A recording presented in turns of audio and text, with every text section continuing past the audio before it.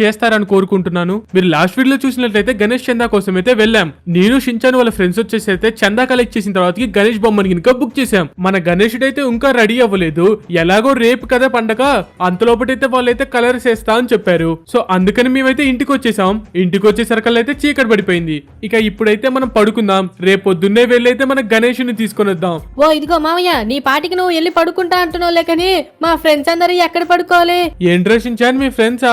ఒక పంచేరా, మీ ఫ్రెండ్స్ ని ఇంకా ఈ రోజు మన ఇంట్లోనే పడుకోమను. ఎందుకంటే రేపు పొద్దున్నే లేసైతే మనం గణేష్ తీసుకురావడానికి వెళ్తాం కదా. అయితే సరే మామయ్య. అరే కసమా, ఇన్నావు కదా, ఈ రోజు వచ్చేసి మీరందరూ మా ఇంట్లోనే పడుకోబోతున్నారు. ఇంకొకటి ఏంటంటే నైట్ టైం కి గేమ్స్ ఆడుకోవచ్చు. అరే సించాన్ ఉండు ఒక్క నిమిషం. ఇదిగో ట్రై మామయ్య, మేము ఎక్కడ పడుకోవాలి? ఏంట్రా కసమా, ఎక్కడ పడుకోవాలనా? ఒక్క నిమిషం ఉండండి, నేను చూస్తున్నా. అరే రే, ఈ డోరేమన్ గడు ఇక్కడ పంది పడుకున్నట్టుగా పడుకున్నాడే. సరే సరే, మీరు ఎక్కడో ఒక్కడ పడుకొని నేను కనుక పడుకుంటున్నా. అమ్మయ్యా, అందరూ బాగా పడుకున్నట్టుగా ఉన్నారు. ఇప్పుడే నేను గనుక హాయిగా తినేశాను. అరే ఏంటి ఇల్లు ఇలా పడుకున్నారు? పిల్లోళ్ళు అందరు కింద పడుకున్నారు. ఆయన